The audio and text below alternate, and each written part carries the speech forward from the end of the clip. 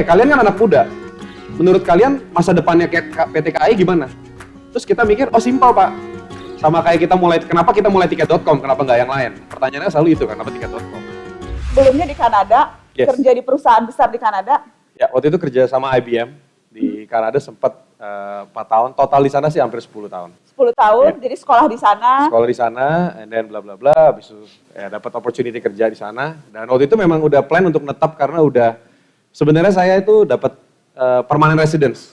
Udah di sana dapat permanent residence, udah di set mau netap, tapi kembali ke Indonesia liburan 3 bulan, terus tiba-tiba jatuh cinta kembali. Kayak sama pas balik ke Indonesia ngelihat negara ini, kan saya udah lama banget ya, maksudnya kayak jarang balik ke Indonesia juga, nggak gitu ngerti. Tapi 3 bulan itu lumayan waktu yang cukup untuk saya finally understand this is the future of quote the world lah. In this region, Southeast Asia. And I think it's foolish, maksudnya kayak itu suatu yang bodoh banget. Kalau saya hidup comfortable di sana tapi nggak growing, yang saya gedein dolar, padahal sebenarnya saya dulu digedein sama orang tua saya kan pakai rupiah kan, pas udah gede malah gedein dolar gitu. Kenapa kita nggak balik lagi dolar kita jadiin rupiah? Jadi ya visi saya sebenarnya itu doang sih.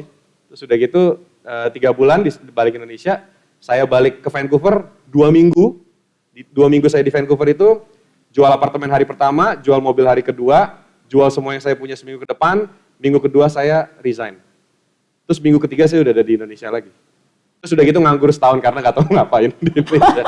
Ya, itu kayak gitu. Tapi saya jadi membayangkan sih 3 bulan liburan di sini, apa sih yang dilihat sampai kemudian meninggalkan semuanya, jual mobil, jual rumah, balik begitu aja. Apa yang dilihat 3 bulan itu?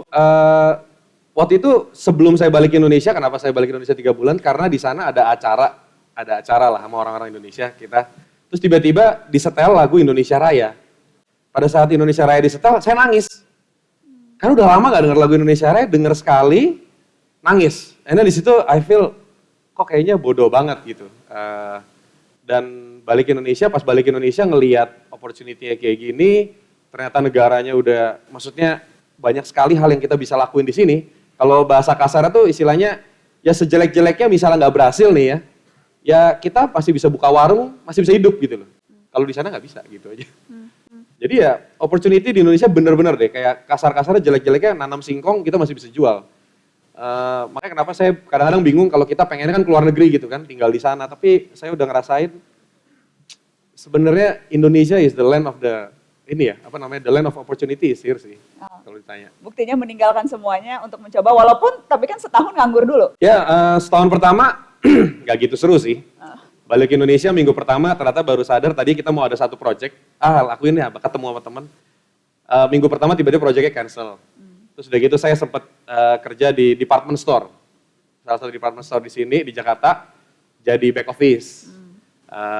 Terus udah gitu nggak kenal siapa-siapa, karena keluarga saya memang bukan businessman. Jadi background saya, walaupun saya keluar sekolah di Kanada, tapi bukan businessman, jadi saya waktu itu sejak tahun keempat di sana, saya udah biayain semua sendiri. Ya jadi memang ya mulai dari nol aja sih. Sebenarnya kuncinya kalau di Indonesia simple ternyata, kenal orang. Dan itu menurut saya di Indonesia, key-nya tuh sampai sekarang yang saya rasa itu sih, network. Karena orang Indonesia tuh bener-bener orang bisa percaya, saya dapat investor pertama saya tuh nggak kenal, ketemu di satu tempat, ngobrol, ternyata dia suka teknologi, om gitu kan. Terus saya diajak ngobrol, diajak makan, ya udah, nggak tuh ternyata dia punya salah satu TV swasta terbesar di Indonesia. Saya nggak tahu, ya harap maklum gitu ya, benar-benar nggak ngerti sama sekali. Dan klop kenal, terus ternyata dia percaya dan akhirnya kasih saya modal yang pertama dan partner saya juga bukan saya sendiri. Dari situlah pelan-pelan kita cerintis sih. Tapi kan tidak pertama langsung tiket.com kan? Waktu itu kan mencoba beberapa bisnis rintisan. Yes, itu juga tuh yang orang suka miss, untuk mencapai sesuatu ini ada banyak kegagalan-kegagalan dulu tuh yang terjadi. Kadang-kadang semua cuma ngeliat snapshot di akhir gitu kan. Padahal sebenarnya di awal itu kita ada 3 perusahaan yang gagal sih. Ada satu perusahaan yang kita bikinin sistem buat satu bank, terus udah gitu akhirnya nggak dibayar, bangkrut. Terus udah gitu kita ada bikin beberapa produk, waktu itu kita ada sosial media, ada apa dan lain-lain, kita coba, ternyata masih terlalu awal karena itu 2011. Orang belum pakai, orang zaman dulu masih pakai BlackBerry, ada yang inget gak BlackBerry? BBM? Ya, 2008 lah itu. Kayak nggak bisa bayangin kan, itu transaksi di BBM atau buka-buka, nggak bisa bayangin gitu. Tapi kita waktu itu udah bikin semua, ya memang masih terlalu awal, jadi ya ada 3 perusahaan yang akhirnya kita gulung tikar. Tapi saya sendiri fokus di tiket, somehow di tahun ketiga akhirnya kita dapat opportunity dari PT KAI. Waktu itu dari Pak Jonan. Pak Jonan waktu itu masih jadi dirutnya PT KAI kan, Kereta Api Indonesia. Sempat ngobrol di Jakarta, terus dia nanya, kalian kan anak muda, menurut kalian masa depannya PT KAI gimana? Terus kita mikir, oh simpel Pak, sama kayak kenapa kita mulai tiket.com, kenapa nggak yang lain? Pertanyaannya selalu itu, kenapa tiket.com? Sebenarnya simpel, di Indonesia sebenarnya nggak gitu sulit untuk melihat opportunity apa yang bakal booming. Caranya adalah lihat negara tetangga. Waktu itu saya lihat aja ke Cina, India, ya browsing di internet, Cina, India, sama negara-negara tetangga, kira-kira apa sih online travel tuh bisa gede nggak? Oh ternyata di sana gede. Terus KAI kereta tuh di India gede nggak sih? Ternyata dulu Indian Railways itu website terbesar di India. Transaksinya per hari ratusan ribu. Ya udah saya kasih ke Pak Jonan, partner saya kasih ke Pak Jonan, dan akhirnya dari situ kita develop KAI Online. Jadi dimulai dari KAI Online. KAI Online. Nah itu sih lumayan game changing karena di situ benar-benar impacting a lot of people ya. Maksudnya banyak banget orang yang tadinya harus beli dari calo, beli offline gitu kan susah. Sejak kita ada online itu calo udah hampir nggak ada. Terus udah gitu yang pas lagi mereka mau lebaran itu benar-benar sekarang semua ya istilahnya ya fair-fairan semua gitu kan. Jadi itu benar-benar menurut saya visi dan saya punya mimpi lah ya istilahnya untuk balik ke Indonesia pengen bikin impact lebih gede aja sih. Kamu waktu itu umur berapa ya Ger pas balik? Waktu itu pas balik 26 ya. 26 balik ke sini? 26 balik ke sini? 26 ya. 26 kemudian mencoba berbagai hal tadi itu, setahun nganggur, nyoba 3 perusahaan, sampai kemudian dapat tiket.com-nya itu di umur? Saya mulai berarti 27 lah. 27. Tapi take off-nya berarti pas umur sekitar 30. Tapi kalau ditanya benar-benar baru, ya oke lah itu baru tahun lalu sih sebenarnya. Jadi setelah 7 tahun lah tiket.com baru foundernya kita bisa ngerasain sedikit. Karena kita selama 7 tahun benar-benar 7 tahun kita benar-benar ngerasain apa, nggak ada yang lewat kita sama sekali, hampir nggak ada sih. Jadi setelah kemudian di tahun ke-6 jadi di tahun ke-7 baru masuk tahun ke-7. Tahun ke-7. Tapi sekarang di mana-mana tiket.com tuh. Ya, bersyukur aja. Thank you banget bisa begitu. Di bandara, di mana orang juga ada sih satu lagi saingan gitu ya. Saingan. Aku sebut ya. Burung kecil kan? Ada saingan online juga. Tapi tiket.com walaupun ya tampaknya gitu ya. Ya, jadi gini, jadi kita coba mikirkan gimana ya caranya supaya kita bisa, karena waktu itu sebenarnya pionirnya travel agent, online travel itu memang tiket.com, itu kita pionirnya untuk semua lini, kereta api, pesawat, itu kita pionir bener-bener, pionir yang lokal. Abis itu kita kesalip sama si burung kecil kan. Nah, reasonnya satu, karena mereka dananya gede banget dari luar negeri kan. Kita nggak ada, 7 tahun nggak ada. Nah, abis itu pada saat kita akhirnya dapat diakuisisi sama satu grup besar, di situ kita punya opportunity, kita bilang ke mereka, kalau misalnya memang mau, tapi harus komitmen. I need this kind of money untuk bisa gedein this company gitu kan. Gimana caranya? Kita udah ngeliat kita punya tetangga gimana. Oke, kalau gitu kita nggak boleh lakuin apa yang dia lakuin. Kita coba targetnya adalah, kalau mereka kan bikinnya sesuatu yang iklan-iklannya tuh yang sophisticated, very luxury, keren gitu kan. Kita coba ngambil yang ya agak muda dikit lah bahasanya, milenial dikit. Yaitu adalah yang receh-receh gitu kan. Terus udah gitu yang kayak cepet. Kita punya core value adalah fast, friendly, and flexible. Jadi betul-betul membuat gitu diferensiasi nyata dengan kompetitor. Pokoknya kalau lihat tiket.com pasti, ini beda banget. Padahal yang jualan sama, barang yang kita jual mirip-mirip lah ya. Tapi approach-nya tuh, these two company beda banget. Dan saya yakin karena Indonesia is big enough, cukup gede lah untuk dua-dua ini bisa barengan. Dan potensinya kalau kita bicara bisnis travel online itu potensinya masih sangat besar. Masih gede banget. Sebenarnya kita tuh sebenarnya bisnis online di Indonesia, online travel itu sekarang cuma baru 35%. 35% dari seluruh industri travel di Indonesia. Dan itu sebenarnya secara value marketnya, total market untuk online travel itu paling cuman masih sekitar 50 triliunan doang, masih kecil sekali. Karena sebenarnya total market yang kita bisa ambil itu bisa sampai sekitar 200 triliun. Setahunnya. Jadi ini gede sekali dan ini saya cuma ngomong soal travel yang kita jualan aja, yang as simple as that.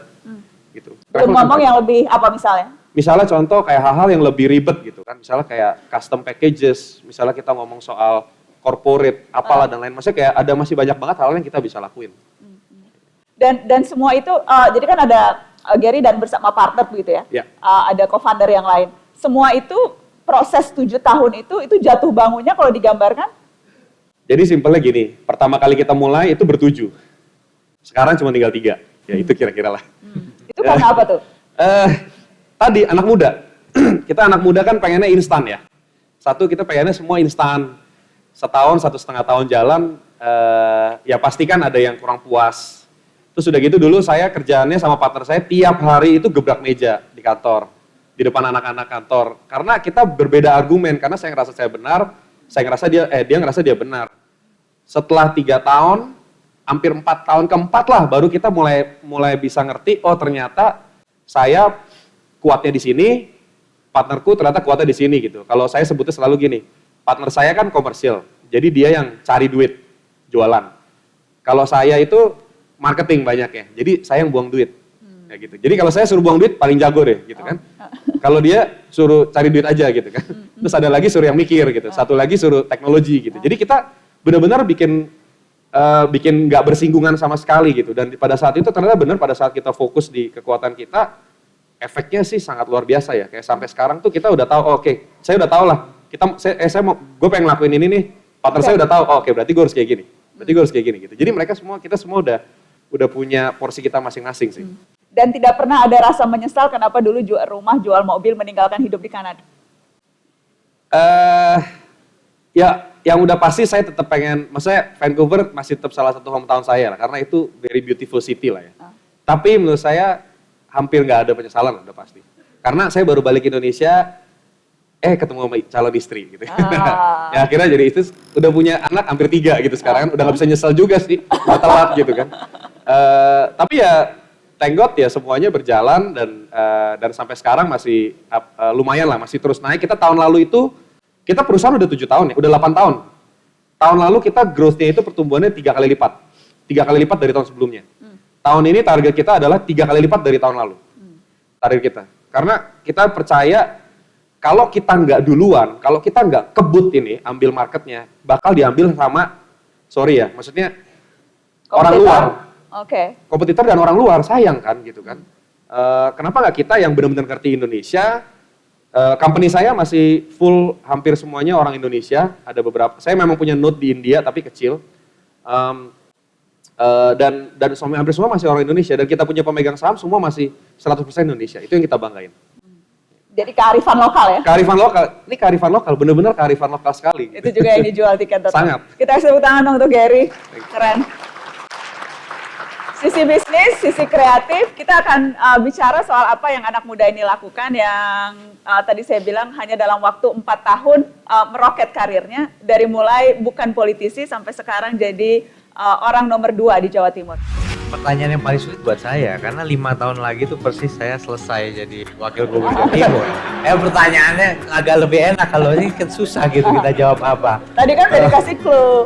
Aku ingat soalnya Pak Taufik Kemas almarhum yang bilang, setiap politisi cita-citanya pasti Istana Merdeka.